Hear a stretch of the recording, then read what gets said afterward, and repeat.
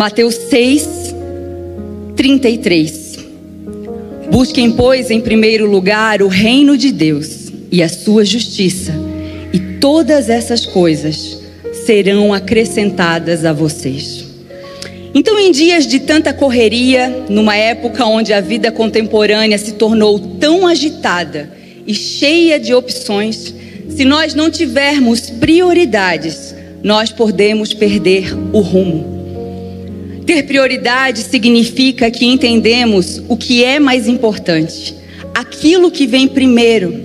E esse é o assunto que eu quero falar com você nessa noite. Em primeiro lugar, foi o título que Deus colocou no meu coração para essa mensagem. O que tem ocupado o primeiro lugar na minha e na tua vida? Eu tenho certeza que se eu fizesse a pergunta aqui para vocês: você ama a Deus? Todos me responderiam: sim, eu amo a Deus.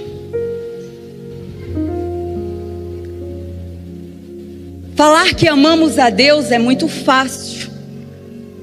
Porém, quanto nós temos amado as coisas que Deus ama? E isso implica em amar também o reino dele. Quando Jesus ele diz: busque em primeiro lugar o reino de Deus, obviamente ele não está dizendo que o reino vem primeiro e que Deus está nessa lista. O reino só tem prioridade porque é de Deus. Ele está sugerindo que Deus precisa ocupar o primeiro lugar. Em poucas palavras, ele nos dá um ensinamento e direcionamento, que o principal é manter o principal, Deus, como prioridade. Precisamos saber e analisar que a coisa mais importante da nossa vida é manter a nossa prioridade alinhada. Hoje, na nossa sociedade, nós vemos grande ênfase no comércio, nas coisas materiais, mas precisamos lembrar que as coisas não são o que mais importam para Deus. Ele quer que tenhamos e desfrutamos de coisas boas, mas Ele quer ser o primeiro lugar em nossas vidas. Então nós somos ensinados a buscar o reino de Deus e a sua justiça antes de buscarmos qualquer outra coisa. Então o que significa buscar o reino de Deus? A palavra buscar é uma palavra muito forte. E o significado dela nada mais é do que perseguir, almejar, é encontrar esse algo que nós queremos com toda a nossa força, é ir ao encontro com toda a nossa força. Quando nós buscamos alguma coisa, nós pensamos nela com frequência, falamos nela, estamos dispostos a pagar qualquer preço para então conseguir.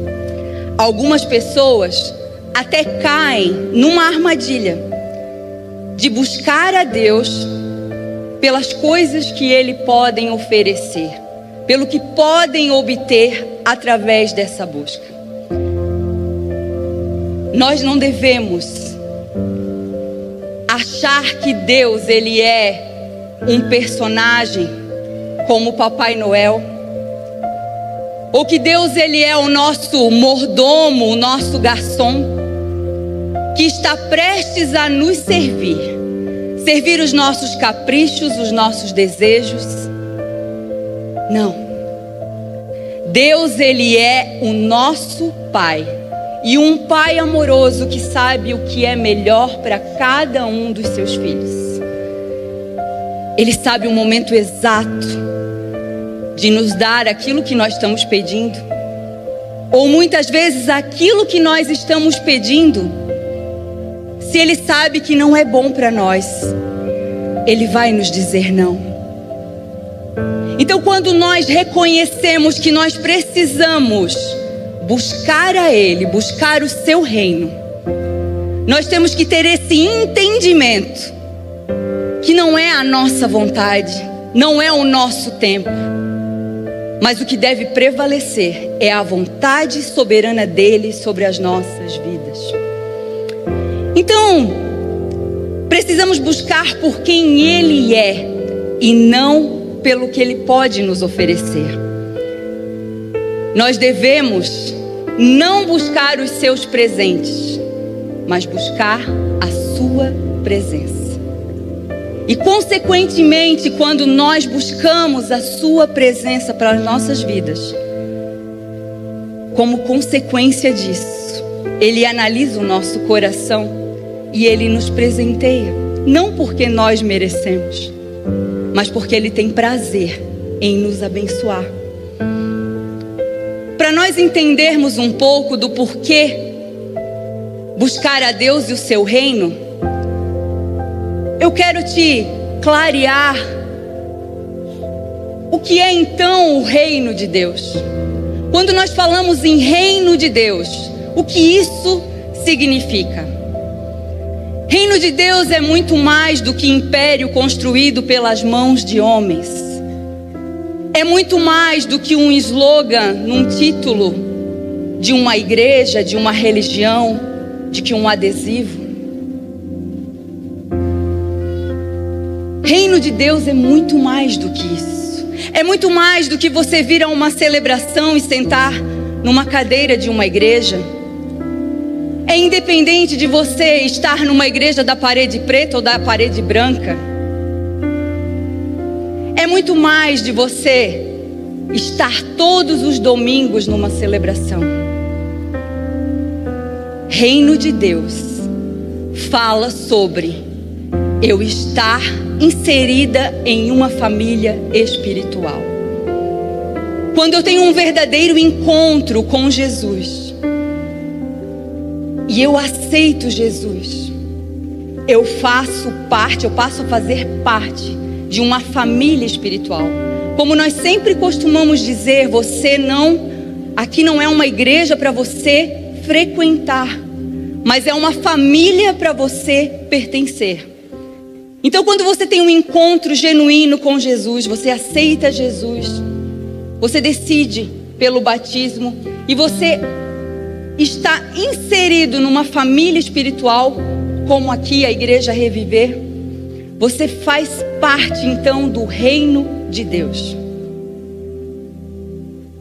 E quando eu faço parte de uma família espiritual, assim como eu faço parte de uma família biológica e você também, uma família espiritual, ela também tem defeitos.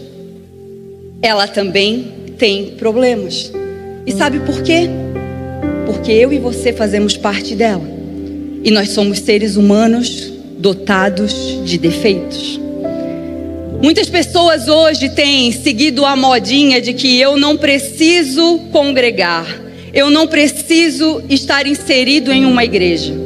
Eu não vou na igreja A, na igreja B, na igreja Reviver, porque lá as pessoas me feriram. Porque lá aconteceu isso.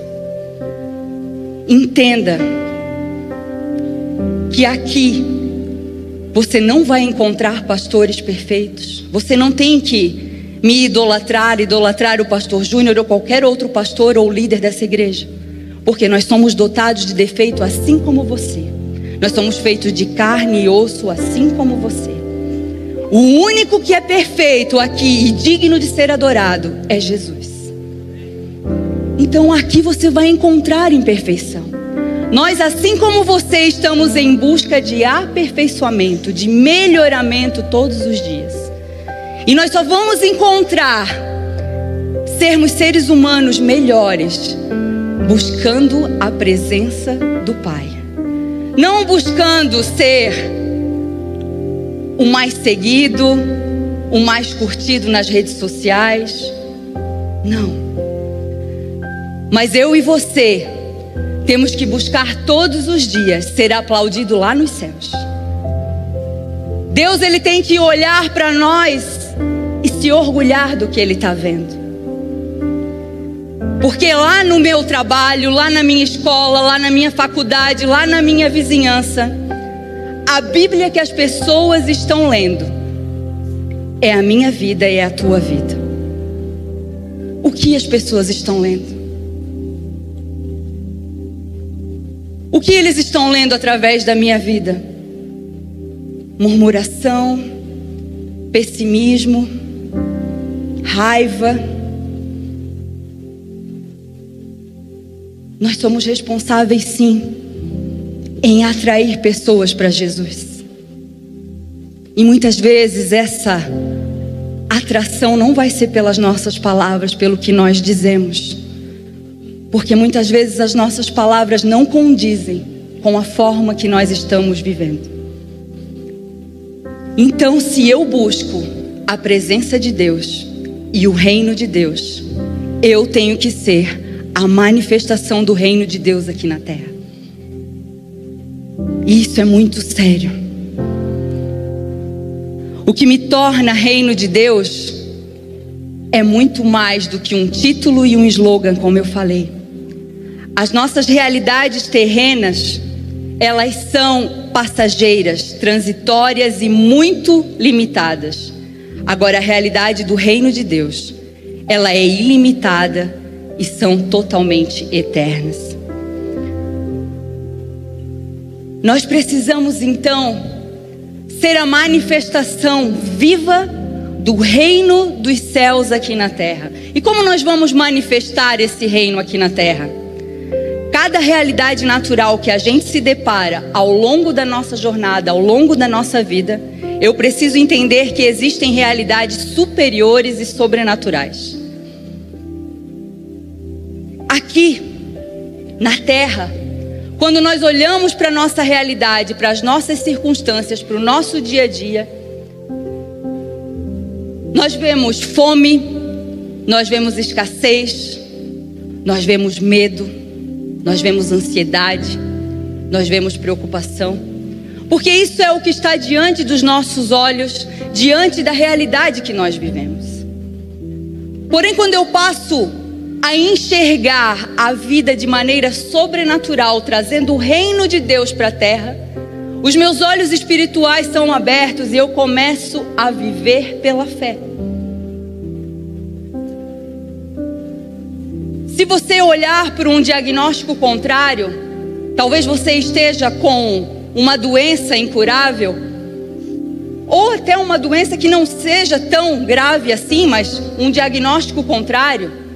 Ou talvez você olhe para a realidade financeira da sua família, da sua empresa, para o seu relacionamento, e aos olhos naturais é impossível de se resolver essa situação. Mas quando eu passo a colocar essa situação diante de Deus, e eu começo a declarar palavras de fé sobre aquela situação, tudo muda.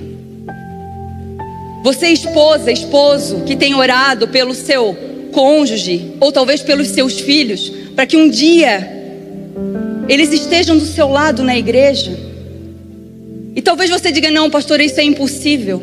Comece a vir às celebrações e profetizar na cadeira do seu lado, que você crê que ele estará, ela estará do seu lado congregando. Comece a profetizar em cima dos seus exames, que apesar daquele diagnóstico, apesar daquilo que está dizendo ali no papel, você crê num Deus de milagres. Isso não quer dizer que você vai negligenciar aquilo que está ali no papel. A doença pode existir realmente, naturalmente. Tem ali provas disso. Mas você vai profetizar apesar daquele diagnóstico. Você crê assim? Vocês estão comigo? Ou eu estou falando para a parede? Você está diante de alguém que vive pela fé desde que conheceu Jesus.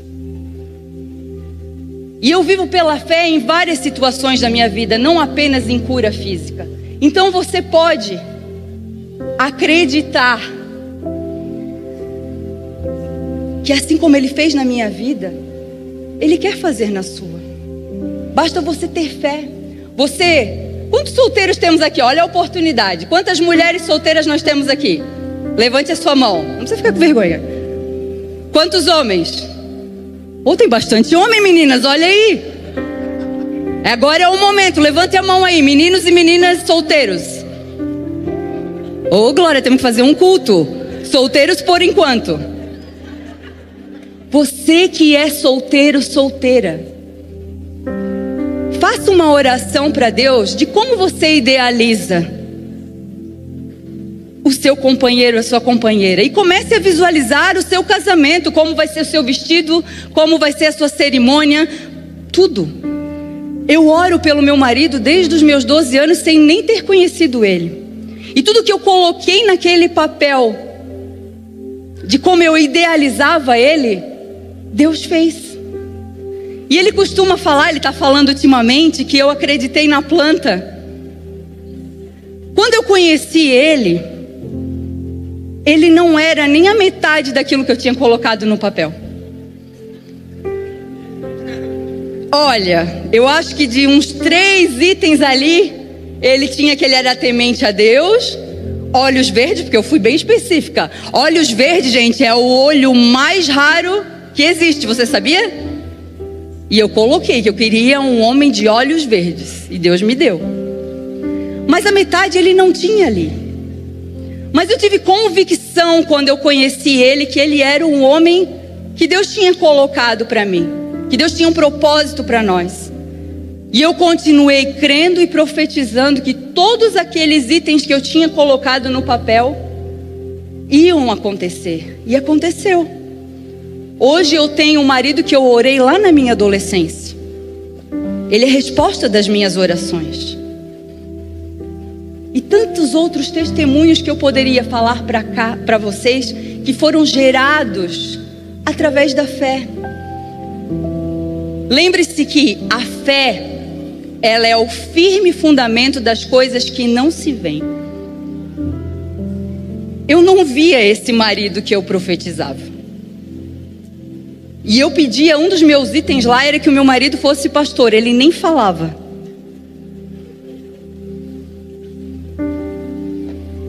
Deus faz. No tempo dele, da maneira dele, como ele quer.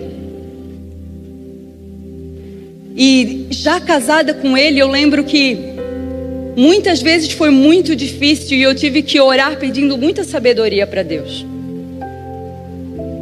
Porque era muito difícil lidar com algumas coisas que ele tinha, devido a todos os traumas, que eu não aceitava em ver ele daquela maneira. Então, você homem, você mulher, não perca a esperança. Continue orando, continue crendo. Não apenas pelo seu relacionamento. Nós entramos aqui sobre relacionamento, mas em todas as áreas da sua vida. Talvez seja pelos seus pais, talvez seja pelos seus filhos, talvez seja lá no seu trabalho, talvez seja na sua empresa, eu não sei. Mas traga a realidade dos céus para a terra, sabendo que Deus é que vai fazer, não é na força do meu e do teu braço. Quem convence é o Espírito Santo. Então entregue todas as situações para Ele, que o mais com certeza Ele fará. Amém? Estabelecer o reino dos céus é trazer luz divina para cada canto da nossa existência. Mas quando a minha mentalidade ela está presa no que é natural, é muito difícil enxergar tudo isso. E talvez quando eu falei tudo isso, de você imaginar o seu casamento, de você imaginar a sua cura, de você imaginar a pessoa que você ora sentado do seu lado na igreja, você deve ter pensado assim: nossa, a pastora deve ter comido alguma coisa ou tomado alguma coisa porque ela está viajando. Se você pensou assim, eu sinto te informar, mas você está vivendo de forma muito natural. Porque quando os nossos olhos são abertos espiritualmente, nós passamos a enxergar tudo de uma perspectiva sobrenatural. Aqui nós não estamos vendo sobrenaturalmente, nós estamos vendo de forma natural. Mas eu quero te dizer que aqui, nesse mesmo ambiente que nós estamos, tem anjos ao nosso redor. Assim também como ao nosso derredor tem demônios. Não pense você que Satanás agora decidiu se aposentar. Cansei de ser Satanás, cansei de ser mal, vou tirar umas férias. Não. Ele continua sendo mal, ele continua sendo aquele que veio para matar, roubar e destruir. O que acontece é que hoje ele mudou as estratégias dele. E a estratégia que ele mais tem usado nos nossos dias é aprisionar a nossa mente. Porque se ele aprisiona a nossa mente, ele tem o controle de toda a nossa vida. E como ele tem aprisionado? Colocando na nossa mente medo, insegurança, preocupação, ansiedade.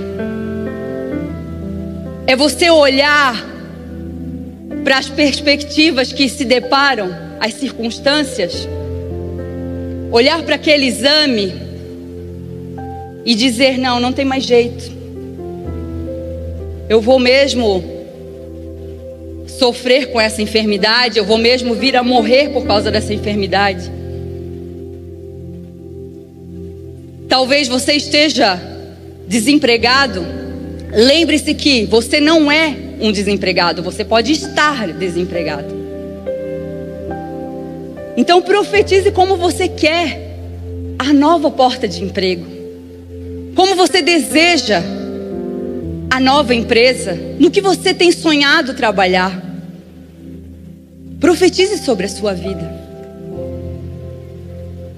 Talvez tantas situações aonde você não vê saída. Profetize. Traga à existência aquilo que você não consegue enxergar. Você sabe aonde surgiu o termo oportunidade? Me chamou muito a atenção quando eu li isso. Oportunidade. A minha mentalidade, quando ela está muito na terra, eu vivo de oportunidades. E aí eu fui pesquisar da onde surgiu esse termo oportunidade. Quando os ventos eles eram favoráveis no porto, as pessoas gritavam oportunidade. Oportunidade significa então ventos favoráveis para você zarpar. O problema é que quando a gente vive em busca de oportunidade, a gente pode entrar em qualquer barco só porque o vento está bom. Mas você que nasceu de novo, assim como eu, nós não podemos viver de oportunidade e entrar em qualquer barco que até parece agradável, até parece bom, mas talvez esse barco não seja para mim e para você. E aí é que entra buscar o reino de Deus, o seu reino e a sua justiça, para sabermos então qual é a vontade dele para a nossa vida, para saber o que ele tem para nós e não aquilo que a gente julga ser o melhor e ser o correto. Temos que nos lembrar que a soberania de Deus, ela tem que ser sobre todas as coisas. A soberania de Deus nos lembra que ele é o supremo governante do universo e que todas as coisas estão sob o seu controle. Essa verdade nos convida a confiar nele, mesmo nas incertezas da vida, e a buscar compreender o propósito que ele tem para cada um de nós. Um versículo que eu gosto muito, que Deus fala muito comigo, é Jeremias 29:11. Todas as vezes que eu sou tentada a desanimar e a me frustrar com alguma situação, esse versículo é o que eu declaro sobre a minha vida. E eu quero que você também passe a pegar esse versículo como parte das suas orações. Jeremias 29:11 diz: porque eu sei os pensamentos que eu tenho para vocês, diz o Senhor, planos de bem e não de mal, para lhes dar o futuro que assim anseio. Deus, ele então reina sobre tudo em sua sabedoria. Cada detalhe do universo se encaixa em seu plano perfeito. Às vezes nós olhamos para a nossa vida, para a nossa situação, e parece assim que a nossa vida ela é um quebra-cabeça, onde as peças não se encaixam, onde tem peças faltando. Mas entenda que no tempo certo, Deus ele vai alinhar cada peça no seu devido lugar. Então não cabe a nós questionar como ele vai fazer, quando ele vai fazer. O que é real, o que é fato, é que no momento certo, Ele vai completar esse quebra-cabeça. Nós precisamos crer. Então busque, além do reino de Deus, busque a sua justiça. Buscar a justiça de Deus, ela começa com a compreensão de que a sua justiça, ela é perfeita e muito diferente da nossa. Implica reconhecer os nossos erros e pecados e a necessidade de um relacionamento restaurado com Ele. Como eu falei para vocês, nós, quando temos um encontro verdadeiro com Ele, com Jesus, e nós passamos a viver a realidade dos céus na terra, nós temos também que buscar a sua justiça e não a nossa justiça humana. Eu falei para vocês também que nós pertencemos a uma família espiritual, que nós somos uma família espiritual, e que assim como a nossa família biológica, eu e você, membros dessa família, temos defeito. Então eu vou contar um segredo para vocês aqui. Vocês prometem que não vão contar? Ih, não posso confiar?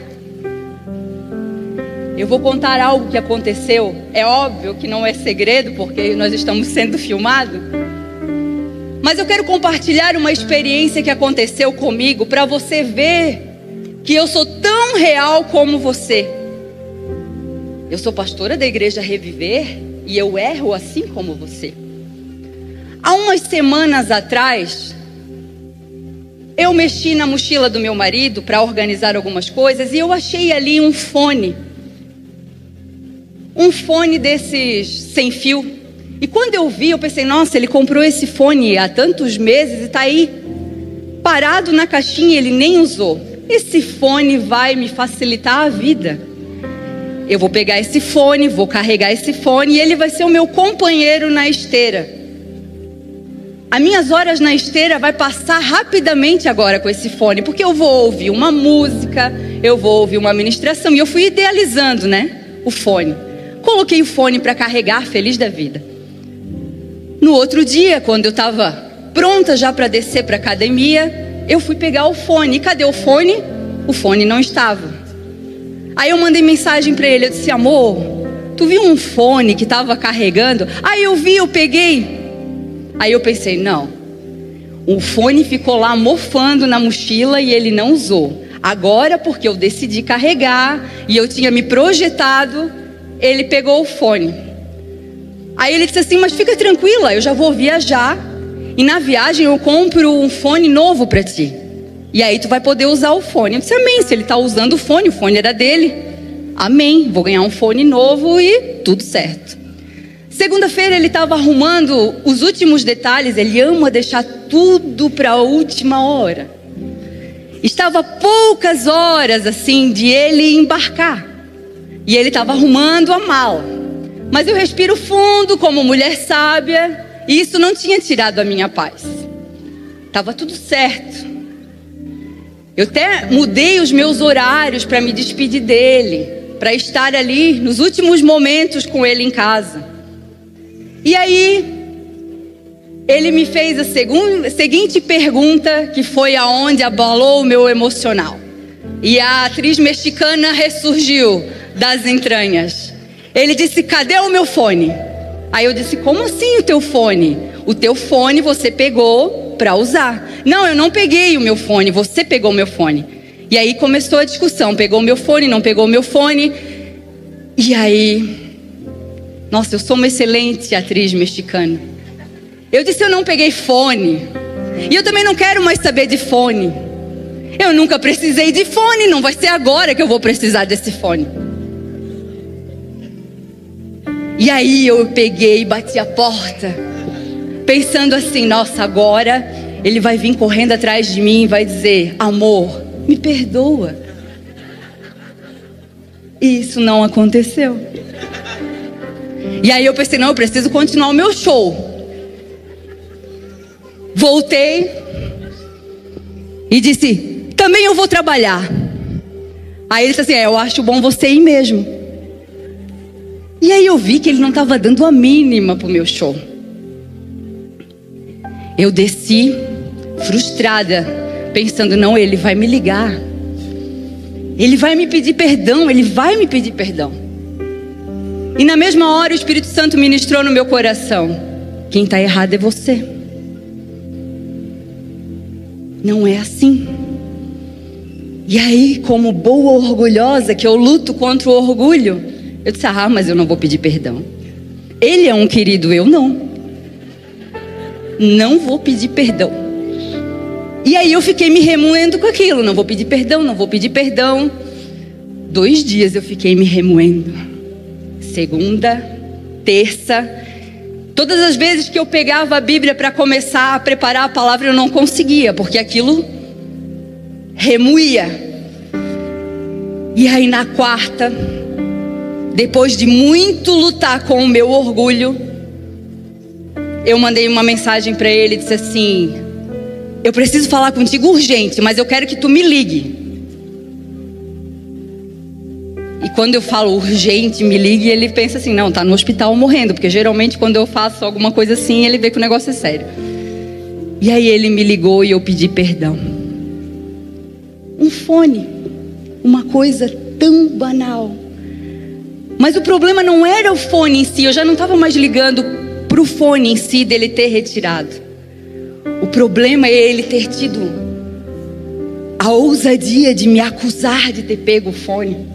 E aí eu tinha uma lista de justificativas. Ele pegou o fone que ele não estava usando, o fone estava jogado.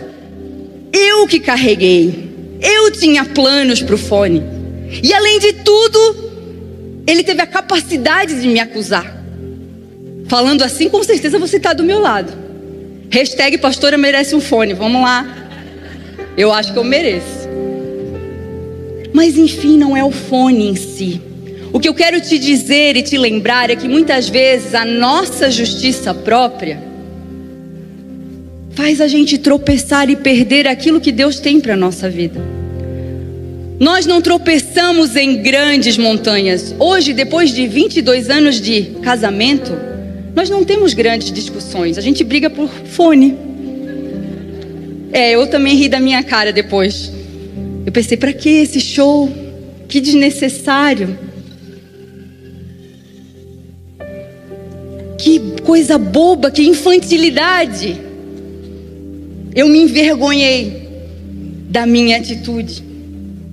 Mas na hora eu queria a plateia. E aí eu tentei trazer adeptos para o meu lado. Eu falei para minha filha, falei para o meu filho, falei para minha nora, esperando plateia. Todos os 3 ficaram mudos. Só aumentava a minha ira. Mas o pior de tudo não foi eles não ter falado nada, foi o Espírito Santo puxar a minha orelha. Eu sabia dentro de mim que eu estava errada e que eu não tinha sido nem um pouco sábia com a minha atitude. Mas mesmo que eu tivesse toda a razão do mundo por outra situação ou por essa mesmo, não justifica eu ter feito tudo isso. Quantas vezes eu e você temos perdido de viver e desfrutar de tudo que Deus tem para a nossa vida, para o nosso relacionamento, para a nossa família, por coisas tão pequenas e tão bobas. Vamos viver mais a realidade dos céus na terra, buscar a sua justiça e a vontade dele para as nossas vidas. Isso sim é viver o reino dos céus. Viver o reino dos céus na terra, isso é a verdadeira religião que está lá em Tiago 1:27, que diz: a religião que Deus, o nosso Pai, aceita como pura e imaculada é esta: cuidar dos órfãos e das viúvas em suas dificuldades e não se deixar corromper pelo mundo. Em cada ato de fé e generosidade, nós semeamos o reino dos céus sobre o solo terreno. E, consequentemente, nós colheremos frutos da sua bondade e fidelidade em nossas vidas. Um testemunho que eu quero compartilhar com vocês sobre isso. Quando nós fomos para o ministério, há 18 anos atrás, nós recebemos uma palavra de Deus para deixar tudo em Itajaí e ir para o interior de São Paulo, Presidente Prudente. O pai do Tiago, nosso baterista, pastor Silva, que vocês conhecem, direcionado por Deus, fez esse convite para nós.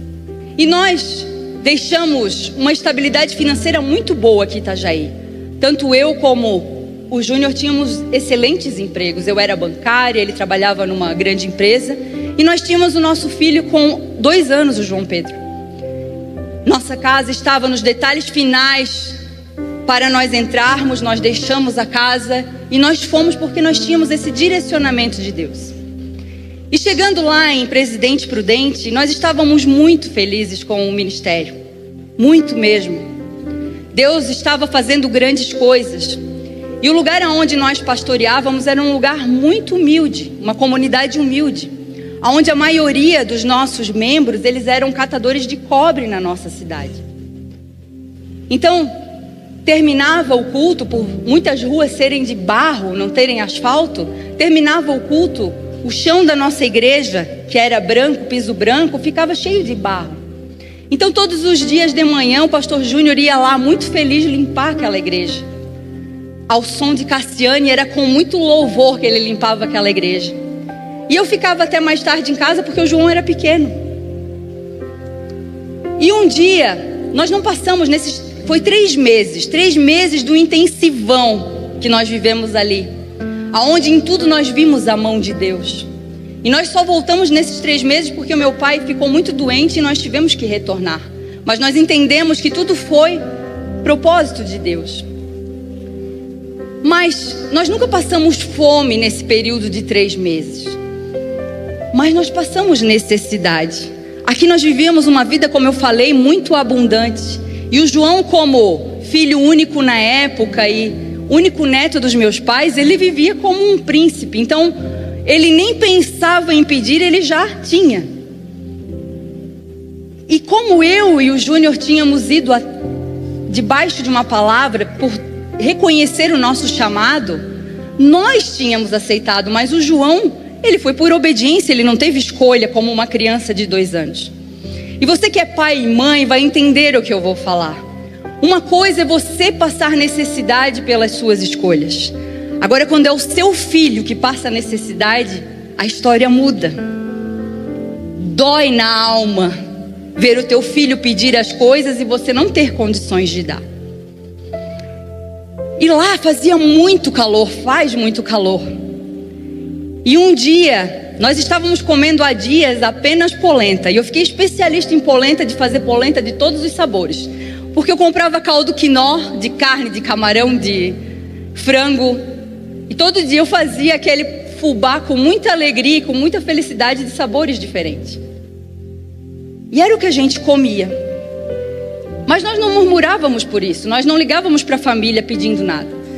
Mas um dia, uma tarde muito quente, o João olhou para mim e disse: mãe, eu tô com uma vontade de comer gelatina. E na época a gelatina custava centavos. Eu nem sei quanto que custa hoje uma caixinha. Mas na época era centavos, era algo acessível. Mas naquele dia que ele me pediu, eu não tinha essas moedas para comprar a gelatina. E aquele pedido do meu filho, eu confesso que me deu vontade de abrir a boca e dizer: Deus, nós estamos aqui fazendo a tua vontade.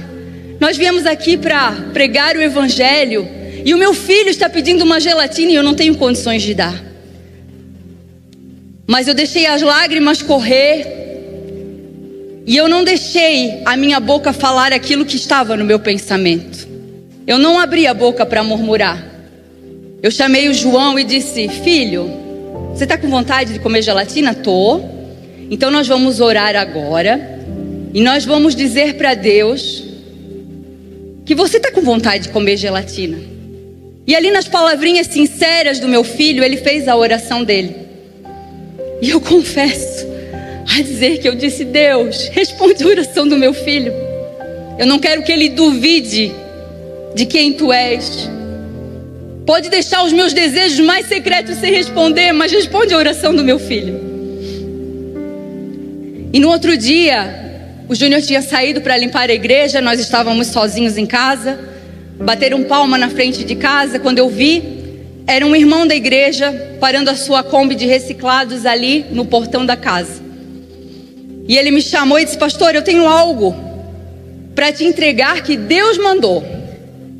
E aí ele abriu a porta, o porta-mala daquela Kombi, e começou a tirar 5 caixas de supermercado. E quando eu vi aquilo, eu confesso só dizer para vocês que a minha vontade foi dizer assim: coloca tudo de volta e leva. Porque quando eu vi, por cima daquelas caixas tinha bolachas recheadas, tinha iogurte, tinha Nescau.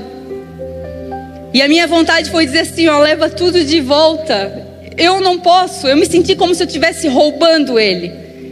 Porque eu sabia que ele tinha uma família muito grande, 6 filhos, e que talvez os filhos dele nunca tivessem provado aquilo que estava ali. E eu não me senti digna daquilo. Eu me senti como se estivesse roubando aquele irmão. E eu disse: não, eu não posso aceitar. E ele disse: não questiona, pastora.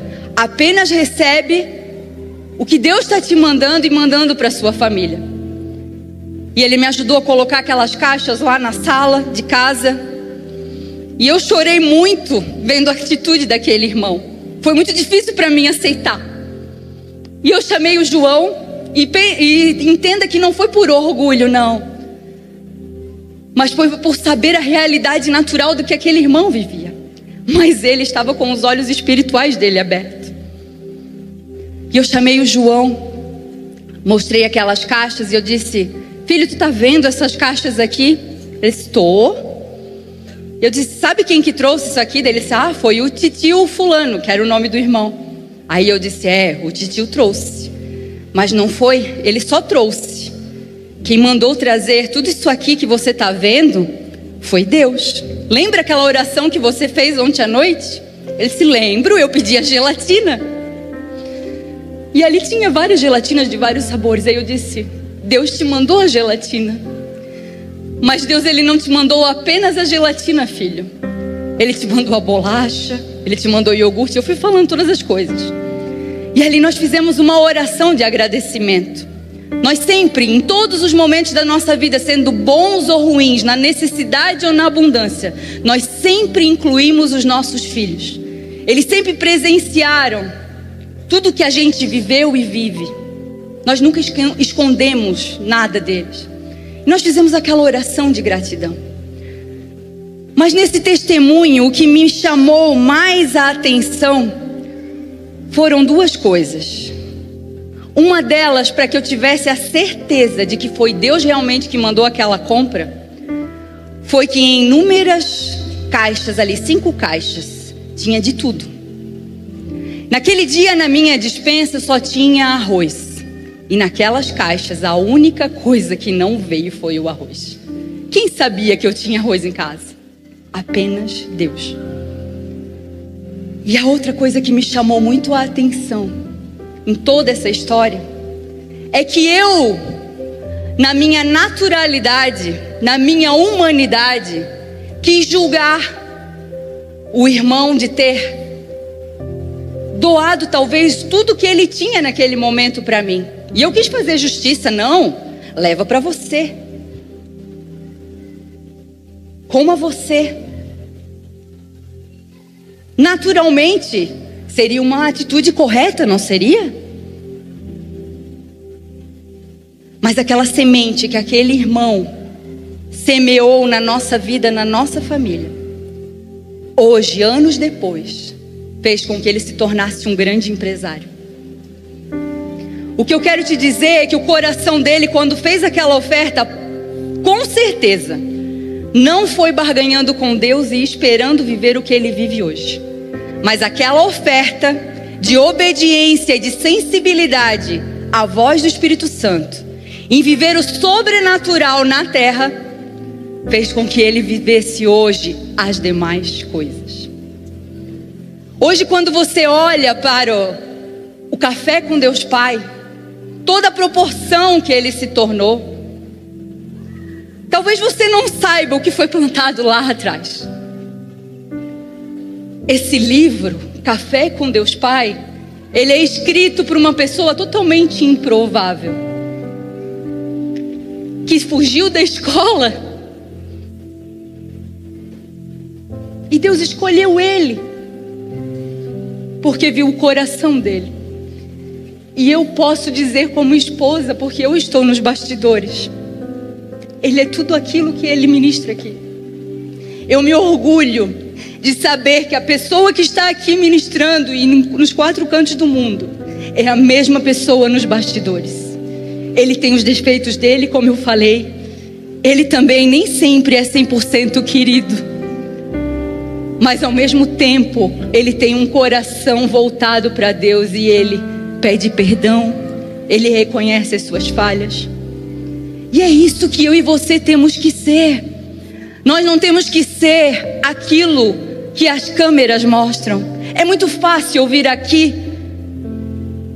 representar, se eu quiser, e dizer para você que eu não erro, que eu não falho. Não. Eu venho aqui falar para você que assim como você eu erro. Eu tenho dificuldade em pedir perdão. Eu tenho dificuldade em reconhecer os meus erros. Mas eu tenho buscado todos os dias ser mais parecida com Jesus. É isso que nós precisamos ter a consciência. Eu sempre falei para os meus filhos, os dois, desde quando nasceram, já nasceram com o título filho de pastor. E não pense você que esse título é fácil. Ele tem um peso. As pessoas jogam um peso sobre eles. E algo que sempre nós falamos para eles, tanto eu como o Júnior: filho, filha, vocês têm que ser exemplo, não porque vocês são filho do pastor Júnior e da pastora Michele. Nós não vamos estar 24 horas olhando para vocês. Mas vocês têm que ser exemplo, porque acima de ser nossos filhos, vocês são filhos de Deus. Deus, Ele está a todo tempo olhando para vocês. Mas não porque Ele quer corrigir e punir vocês pelas atitudes erradas. Mas se vocês fizerem as escolhas erradas, Ele vai se entristecer.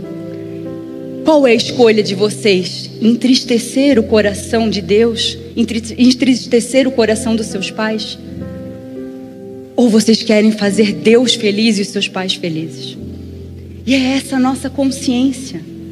Quando nós passamos a entender que a vida aqui na terra não é sobre nós, mas é sobre Deus e as pessoas, e nós temos que dar exemplo, porque nós levamos esse título, se podemos dizer assim, de filho de Deus. Nós temos que dar exemplo em todas as coisas. A nossa vida tem que glorificar a Deus em todas as atitudes. Todas as coisas nos serão acrescentadas como consequência dessa bênção. Eu queria ler com vocês um texto também muito conhecido, que está em Gênesis 22. Nas outras celebrações eu não li, mas de vocês nós vamos ler. Gênesis 22 diz assim: Abraão, ele foi considerado o pai da fé. E se nós queremos viver a realidade dos céus na terra, nós temos que viver pela fé, como eu falei. Então, por que Abraão foi considerado o pai da fé? Justamente por causa dessa história que nós vamos ler agora, que está no capítulo 22 de Gênesis. Gênesis 22. Algum tempo depois, Deus pôs Abraão à prova. Abraão, Deus chamou. Sim, respondeu Abraão, aqui estou. Deus disse: tome o seu filho, o seu único filho Isaque, a quem você tanto ama, e vá à terra de Moriá. Lá, em um dos montes que eu lhe mostrarei, ofereça-o como holocausto. Na manhã seguinte, Abraão se levantou cedo e preparou o seu jumento. Levou consigo 2 dos seus servos e seu filho Isaque. Cortou lenha para o fogo do holocausto e partiu para o lugar que Deus tinha indicado. No 3º dia da viagem, Abraão levantou os olhos e viu o lugar de longe. Fiquem aqui com o jumento, disse ele aos servos. O rapaz e eu iremos mais adiante. Vamos adorar a Deus e depois voltaremos. Abraão pôs a lenha para o holocausto nos ombros de Isaque, e ele próprio levou o fogo e a faca. Enquanto os dois caminhavam juntos, Isaque se virou para Abraão e disse: Pai? Sim, meu filho, respondeu Abraão. Temos fogo e lenha, disse Isaque, mas aonde está o cordeiro para o holocausto? Deus providenciará o cordeiro para o holocausto, meu filho, respondeu Abraão, e continuaram a sua caminhada. Quando chegaram ao lugar que Deus havia indicado, Abraão construiu um altar e arrumou a lenha sobre ele. Em seguida, amarrou seu filho Isaque e o colocou no altar sobre a lenha. Então, pegou a faca para sacrificar o seu filho. Nesse momento, o anjo do Senhor o chamou dos céus. Abraão, Abraão, aqui estou, respondeu ele. Não toque no rapaz, disse o anjo. Não lhe faça mal algum. Agora sei que você teme a Deus de fato. Não me negou nem mesmo seu único filho. Entenda que Deus, ele não queria que Abraão sacrificasse Isaque. Abraão, se você conhece a história, ele já era de idade avançada, a sua esposa estéril, e Deus então concede a ele um filho, Isaque, o filho da promessa. Mas em determinado momento, Deus faz esse pedido a Abraão. E pede então aquilo que ele havia concedido, a sua promessa. E Abraão não questionou a Deus. Ele simplesmente vai na palavra da obediência. E quando questionado no caminho por seu filho, ele simplesmente responde ao filho: Deus proverá. Talvez você, ao ouvir essa história, pense: não tem nada a ver essa história comigo. Eu tenho vivido problemas, mas Deus não me pediu o meu filho. Talvez você tenha vivido situações e você não tem se dado conta, mas Deus está te pedindo para você entregar. E se você reconhece que você realmente precisa entregar,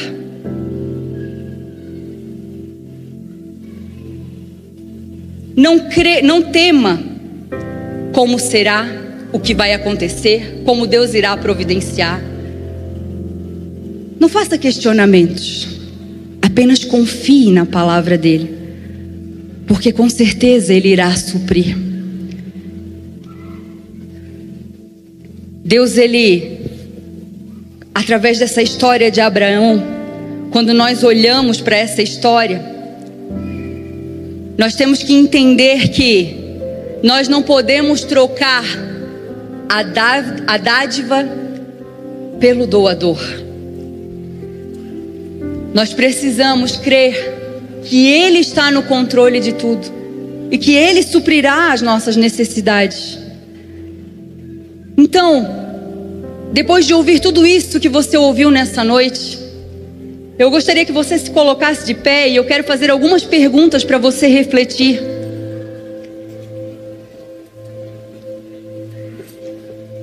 Olhe para a sua vida até aqui, até o dia de hoje, e responda para você mesmo: o que tem realmente ocupado o meu tempo, a minha atenção?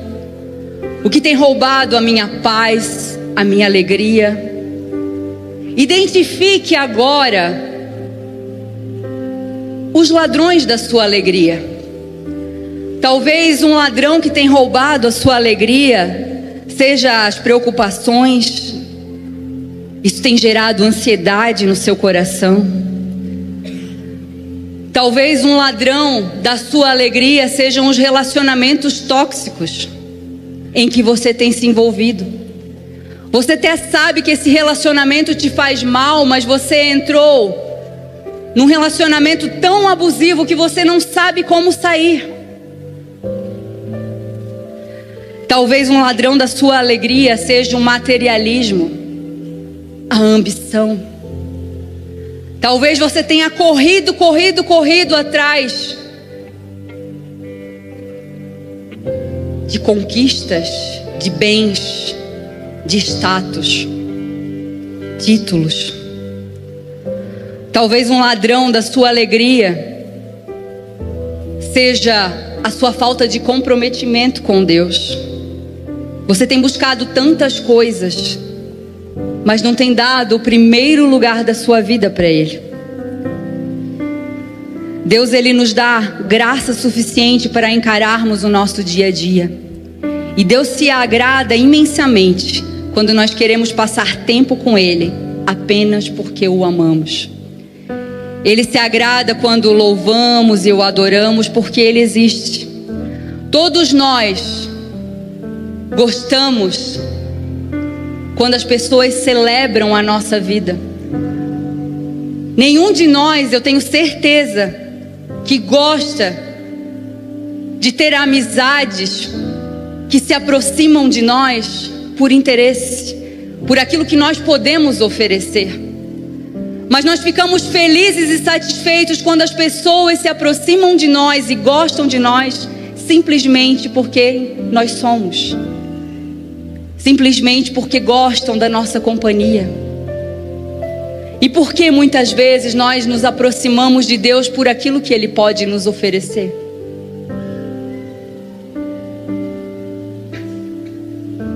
Em Salmos 37:4 diz: busque no Senhor a sua alegria, e Ele lhe dará os desejos do seu coração. Busque ao Senhor.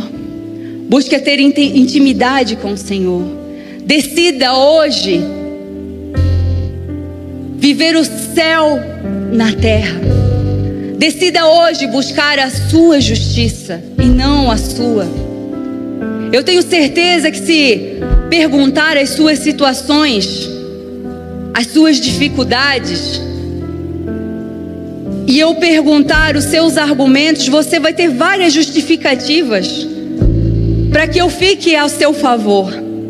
Nós somos excelentes advogados ao nosso favor. Nós sempre estamos corretos e o outro é que está errado. Mas se nós queremos viver a realidade dos céus na terra, nós não temos que olhar com os nossos olhos, com a nossa justiça. Mas nós devemos sim apresentar a nossa vida para Ele, deixando que Ele faça a justiça por nós. E consequentemente, todas as demais coisas vos serão acrescentadas.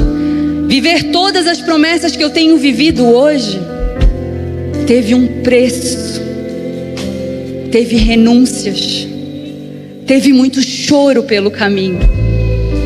Mas em todos os momentos e em todas as dificuldades que eu passei, nós passamos como família, em tudo nós confiamos em Deus. Nós acreditamos que Ele estava ao nosso lado e que no tempo certo as promessas dele se cumpririam. Vamos orar agora. Que todas as armadilhas de Satanás, entenda que Jesus, como eu falei, Ele é a luz no meio desse labirinto. Ele é a verdade, Ele é a vida. E quando Ele entra nas nossas vidas, muitas pessoas falam assim: ah, porque quando eu aceitei Jesus tudo ficou mais difícil. Não ficou mais difícil. O que acontece é que quando a luz entra nas trevas, começa a mostrar aquilo que estava errado.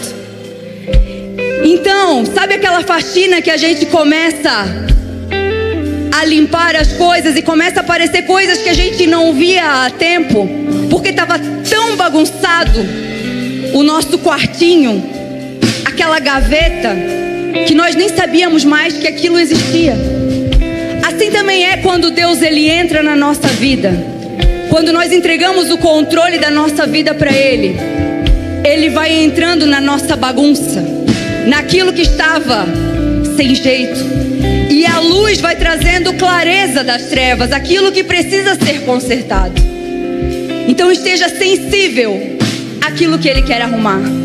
Talvez a sua empresa não está da maneira que deveria estar, porque você tem sonegado impostos. Você tem dado um jeitinho brasileiro. Não existe jeitinho para Deus. Então Então peça que o Espírito Santo traga à sua memória aquilo que precisa ser consertado. E que, se for da vontade dele que você continue com essa empresa, que ele alinhe todas as coisas que precisam ser alinhadas. Mas que, se não for, ele abra uma porta melhor, uma outra maneira de sustento vinda dele. Ele é que sabe o melhor.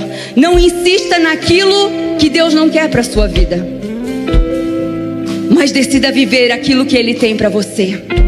Pai, nós entregamos também as nossas finanças, os nossos negócios diante da Tua presença. Vem alinhar tudo aquilo que precisa ser alinhado. Ajuda-nos, Pai, a viver uma vida correta diante da Tua presença. Que a Tua luz penetre em todos os setores da nossa empresa. Senhor, ajuda-nos a ter os melhores funcionários, funcionários comprometidos com o Teu reino, funcionários que façam por excelência. Envia-nos os melhores clientes, clientes pagadores, que venham a honrar os seus compromissos. E nós também, como patrões, que nós viemos a Te honrar nas nossas finanças. Que o nosso balanço seja para dar orgulho para Ti. Ajuda-nos a ser transparentes com o nosso governo, transparente com todas as coisas, com a sociedade, mas primeiramente contigo. Ensina-nos a buscar a Tua vontade para todas as áreas da nossa vida. Em nome de Jesus. Amém.